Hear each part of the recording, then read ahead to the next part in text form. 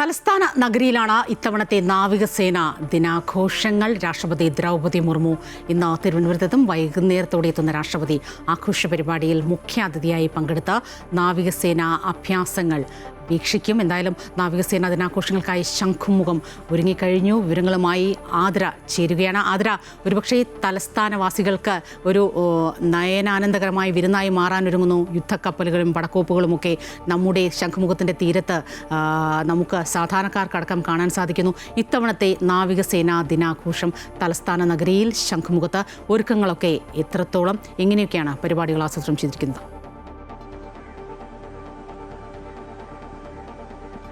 സ്വപ്ന, ഏതായാലും നാവികസേനാ ദിനാഘോഷങ്ങൾക്കായി തലസ്ഥാന നഗരത്തിൽ പ്രധാനമായും ശംഖുമുഖമൊക്കെ തന്നെ ഒരുങ്ങിക്കഴിഞ്ഞു. ഇന്ന് വൈകുന്നേരം 4 മണിയോടുകൂടി രാഷ്ട്രപതി ദ്രൗപദി മുർമു ഇവിടെ എയർപോർട്ടിലെത്തും. അതിനുശേഷം ഏകദേശം 4:20 ഈ നാവികസേനാ ദിനാഘോഷങ്ങൾക്കൊക്കെ തന്നെ തുടക്കമാകുന്നത്. ഈ ആഘോഷങ്ങളിലെ അഭ്യാസ പ്രകടനങ്ങളൊക്കെ തന്നെ വീക്ഷിക്കാനായി രാഷ്ട്രപതി ദ്രൗപദി മുർമു ഇവിടെ ഉണ്ടാകും. അതിനുശേഷം ഏകദേശം പോർ കപ്പലുകളും അതുപോലെ തന്നെ അന്തർവാഹിനികളും യുദ്ധക്കപ്പലുകളും ഒക്കെ തന്നെ ഈ നാവികസേനാ ദിനാഘോഷങ്ങളുടെ ഭാഗമാകും എന്നുള്ളതാണ്.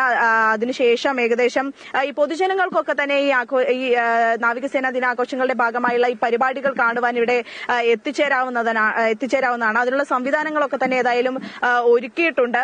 അതുമാത്രമല്ല, ഇന്ന് ഏകദേശം ഇവിടെ ഗതാഗത നിയന്ത്രണം ഉൾപ്പെടെ ഏർപ്പെടുത്തിയിട്ടുണ്ട് തലസ്ഥാന നഗരത്തിലൊട്ടാകെ. പ്രധാനമായും ഇവിടെ ശംഖുമുഖം, അതുപോലെ തന്നെ ചാക്ക, ഈഞ്ചക്കൽ തുടങ്ങിയ സ്ഥലങ്ങളിലാണ് ഈ ഗതാഗത നിയന്ത്രണം ഉൾപ്പെടെ ഏർപ്പെടുത്തിയിട്ടുള്ളത്. അത്യാധുനിക യുദ്ധക്കപ്പലുകളും യുദ്ധവിമാനങ്ങളും ഹെലികോപ്റ്ററുകളും ശക്തി പ്രകടനത്തിൽ ഭാഗമാകും. അതിന്റെ ഒപ്പം തന്നെ കേരളത്തിന്റെ തനത് പാരമ്പര്യ കലകളുടെ പ്രകടനത്തോടെയായിരിക്കും ഈ നാവികസേനാ ദിനാഘോഷങ്ങളുടെയൊക്കെ തുടക്കമാകുക. നാവികസേന ബാൻഡുകളുടെ പ്രകടനവും അതുപോലെ തന്നെ ഈ കേരളത്തിന്റെ ഭൂപ്രകൃതിയെക്കുറിച്ചുള്ള നൃത്ത സംഗീത പരിപാടികളൊക്കെ തന്നെ ഈ നാവികസേനാ ദിനാഘോഷങ്ങളുടെ ഭാഗമാകും എന്നുള്ളതാണ്. ഈ എയർപോർട്ടിലേക്ക് എത്തുന്ന യാത്രക്കാർക്കാണ് പ്രധാനമായും ഈ നിയന്ത്രണങ്ങളൊക്കെ തന്നെ പ്രധാനമായും ശ്രദ്ധിക്കേണ്ടത്. കാരണം ഈ 4 മണിയോട് കൂടിയാണ് ഈ പരിപാടികളൊക്കെ തന്നെ ആരംഭിക്കുക. ഏകദേശം 4:20 പൂർണ്ണതോതിൽ ഈ പരിപാടികളൊക്കെ ആരംഭിക്കും. അതിന് ഇവിടെ KSRTC ബസ്സുകളുടെ സൗകര്യമൊക്കെ യാത്രക്കാർക്കായിട്ട് ഒരുക്കിയിട്ടുണ്ട്. ഇവിടെ എത്തുന്നവർ അത്തരത്തിൽ ഈ KSRTC ബസ്സുകളുടെ സേവനമൊക്കെ ഉപയോഗിക്കാം. കാരണം ഇവിടെ കൃത്യമായ രീതിയിൽ പാർക്കിങ്ങിനൊക്കെ നിയന്ത്രണം ഏർപ്പെടുത്തിയിട്ടുണ്ട് എന്നുള്ളതാണ്. സമയപരിമിതി ഞാൻ ഒന്നുകൂടി ചോദിക്കട്ടെ, ഈ തലസ്ഥാന നഗരിയിൽ ഗതാഗത നിയന്ത്രണം അടക്കമുണ്ടല്ലോ, ഒന്ന് പെട്ടെന്ന് പറയാമോ? തീർച്ചയായും ഈ തലസ്ഥാന നഗരത്തെ ഏകദേശം 4 മണി മുതൽ 6:15 വരെ ഈ വിമാന സർവീസുകൾ നിർത്തിവെച്ചിട്ടുണ്ട്.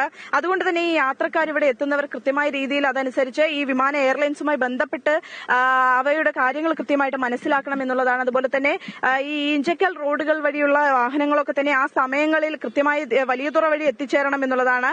ഈ എയർപോർട്ടിലേക്കുള്ള യാത്രക്കാർക്കാണ് പ്രധാനമായും ഈ നിയന്ത്രണങ്ങളൊക്കെ തന്നെ ബാധകമാകുക. മറ്റ് ഈ പാർക്കിങ്ങുമായി ബന്ധപ്പെട്ടുള്ള കാര്യങ്ങളൊക്കെ തന്നെ കൃത്യമായ രീതിയിൽ പാലിക്കണമെന്നും ഏതായാലും പോലീസൊക്കെ തന്നെ അറിയിച്ചിട്ടുണ്ട്. ഏതായാലും തലസ്ഥാന നഗരിയിൽ വലിയ രീതിയിലുള്ള സുരക്ഷയാണ് ഒരുക്കിയിരിക്കുന്നത്. ഗതാഗത നിയന്ത്രണം ഉൾപ്പെടെ വൈകുന്നേരം ഉച്ചയ്ക്ക് 12 മണിയോട് ഈ ഗതാഗത നിയന്ത്രണങ്ങളൊക്കെ തന്നെ ഏർപ്പെടുത്തിയതൊക്കെ തന്നെ വൈകുന്നേരം ഒരു 12 മണി മുതലായിരിക്കും ആരംഭിക്കുക. 4 മണിയോടുകൂടി കൃത്യമായ രീതിയിൽ അത് പൂർണ്ണതോതിൽ ഒരു നിയന്ത്രണം ഇവിടെ ഏതായാലും ഉണ്ടാകും. പൊതുജനങ്ങളൊക്കെ ആ കാര്യങ്ങളൊക്കെ തലസ്ഥാന നഗരികൾക്ക്, തലസ്ഥാനവാസികൾക്ക് കാഴ്ചയ്ക്ക്, നയനാനന്ദകരമായ കാഴ്ചയ്ക്ക് വിരുന്നാകുന്ന പരിപാടികൾ തന്നെയാണ്. വൈകിട്ട് ശംഖുമുഖം കടപ്പുറത്താണ് നാവികസേനാ ദിനാഘോഷം. ഓപ്പറേഷൻ ട്രൈഡന്റ് 1971 ഇന്ത്യ പാകിസ്ഥാന്റെ മിസൈൽ ബോട്ടുകൾ ഉപയോഗിച്ച് അവരുടെ കറാച്ചി തുറമുഖത്തെ തകർത്തതിൻ്റെയൊക്കെ ഒരു സ്മരണാർത്ഥം, ആ സന്തോഷാർത്ഥമൊക്കെ നാവികസേനാ ദിനമായി ഡിസംബർ 4 ഇന്ന് ആചരിക്കുന്നു. നമ്മുടെ തലസ്ഥാന നഗരിയിലാണ് ഗതാഗത നിയന്ത്രണമടക്കം ഉണ്ട്.